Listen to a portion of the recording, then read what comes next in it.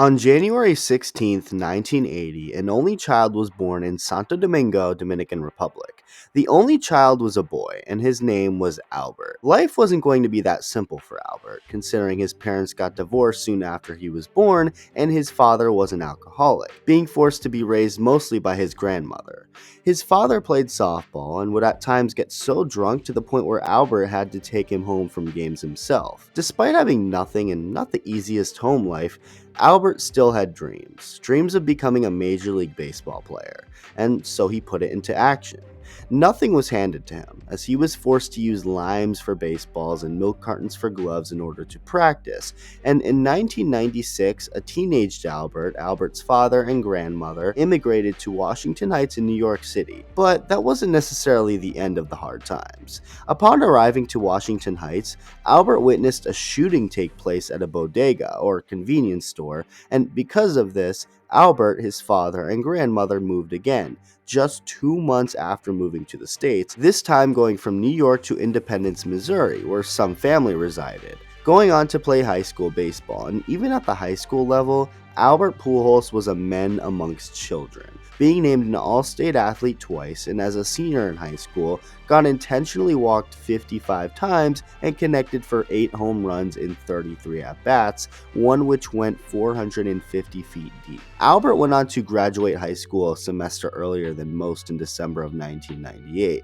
getting a scholarship to play baseball at Maple Woods Community College, proceeding to hit a grand slam and turn an unassisted triple play in his first ever college game, finishing his freshman season hitting .461 with 22 home runs, deciding that was enough, and it was time to enter the MLB draft. As much potential as Albert showed, only so many teams were actually interested in drafting him because of how he was built, what position he'd play, and the uncertainty around his age, which was something that would pretty much last forever. Then came Fernando Arango, a Tampa Bay Rays scout who was adamant the team draft Albert Pujols. Arango had previously seen Albert play in a high school tournament, and suggested they draft him, claiming he was going to hit 40 home runs in the big leagues one day, eventually getting Albert a spot to do a workout in front of the Rays. Arango said Pujols looked like Lou Gehrig. As for Arango's bosses, they didn't see quite the potential he was making it seem like Pujols had. Draft day arrived, round 1 went by, round 2 went by, same with rounds 3, 4, and 5, and so forth. And Arango started to question if the Rays really weren't going to listen to him. He knew they wouldn't pick Pujols in the first round, but nobody else was picking him either. And by the time the 13th round came, the Rays selected Jason Pruitt, a left-handed pitcher out of a community college in Texas. 17 whole picks later, the St. Louis Cardinals were the team to decide to take a shot with Pujols, taking him with the 402nd overall pick in the 1999 draft. Arango felt defeated. So what did he do? Immediately quit his job with the Rays, going on to work at a sports agency. Nobody realized what potential the questionable pudgy kid Albert Pujols had. Probably not even the Cardinals. But Arango sure knew, and it didn't take very long for the Rays to realize their mistake for the whole world to see. Just 2 years later, Albert Pujols was a big leaguer. In 2001, Pujols had one of the greatest rookie seasons of all time.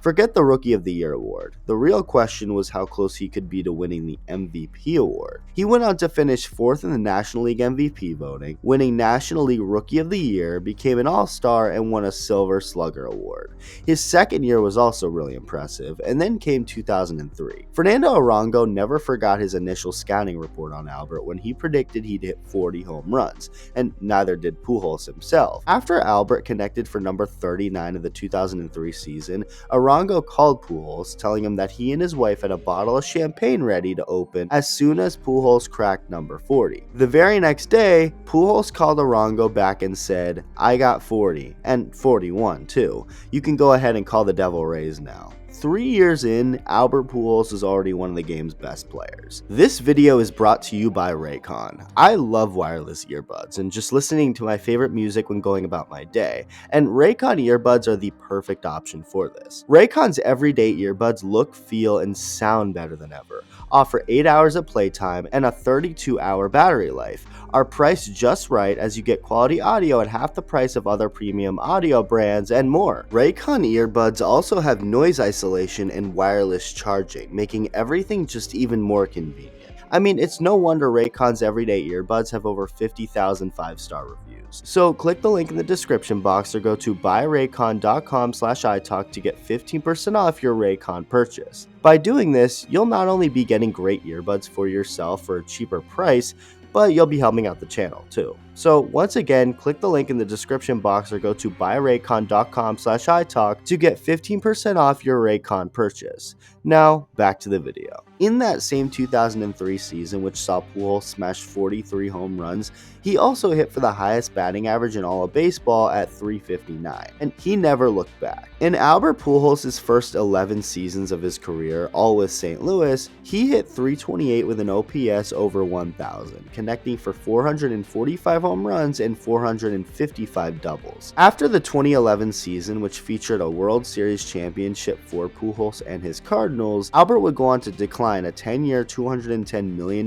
deal with the Cardinals with $30 million deferred, signing a 10-year, $254 million contract with the Angels, and the second half of his career would begin out west. In 2012, his first year in a new uniform, Pujols was solid. Not quite what he was in St. Louis, but still really good. And then it went kinda downhill. From 2013 to 2020, Albert Pujols wasn't very good, at least for someone of his caliber.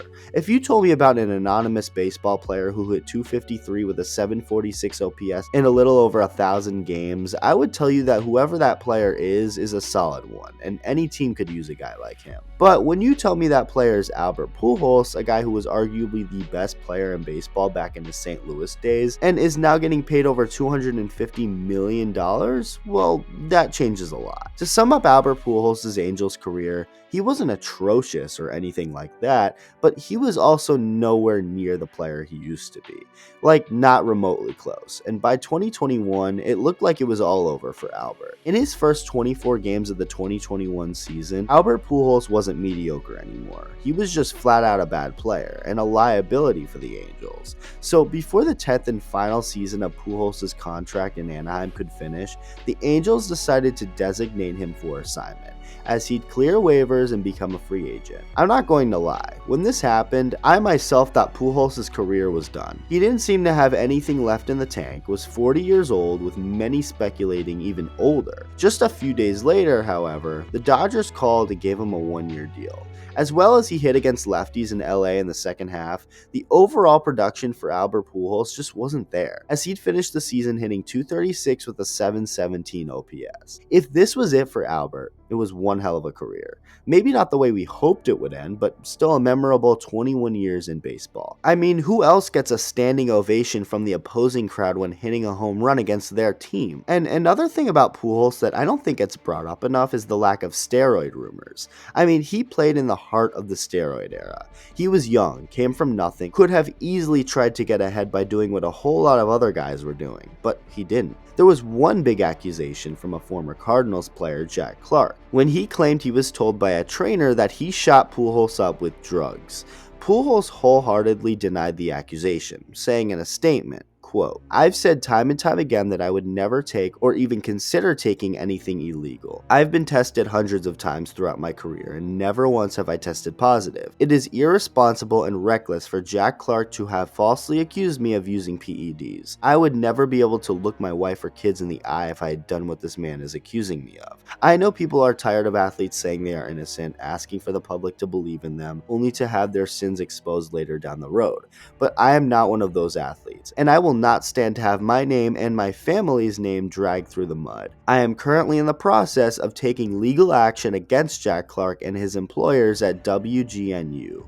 End quote. So, following the accusation and Pujols taking legal action toward Jack Clark because of that accusation, Clark and his radio co-hosts were effectively fired from their talk show. To put it simply, Albert Pujols was never a guy who was seriously linked to any sort of PEDs. So again, although 2021 wasn't the perfect way to go out, it was still a memorable 21 years for Pujols. That is until year 22 called. In late March of 2022, Albert Pujols signed a one-year deal with the Cardinals, returning to St. Louis in what he revealed would be his final season.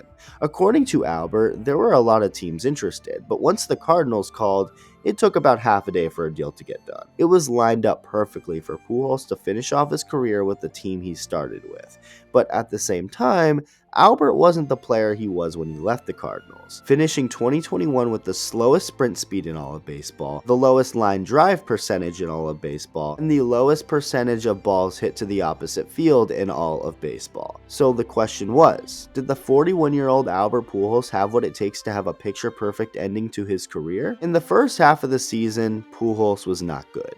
In 53 games, he hit just .215 with a .676 OPS, connecting for just 6 home runs. Despite struggling, he did get selected to be on the National League All-Star team by Commissioner Rob Manfred as a quote-unquote legacy selection to honor his career achievements, with Pujols going on to participate in the Home Run Derby and actually win a round before being eliminated in the second round. So with only so many games to go in the season and in his career, Pujols was likely not going to hit the milestone of 700 home runs. Now, maybe he was saving it all this time for the second half of his final season, but what Albert Pujols did in the second half of the 2022 season was magical. In his final 56 games, Albert Pujols went back to his vintage form for one last ride, hitting .326 with an OPS over 1100.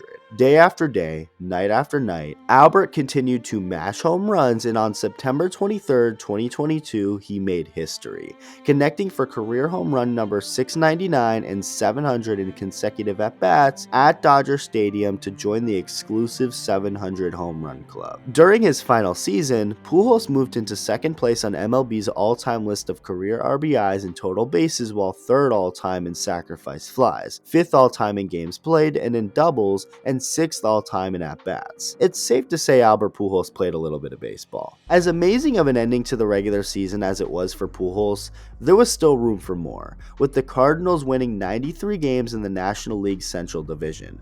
So on to playoff baseball we'd go.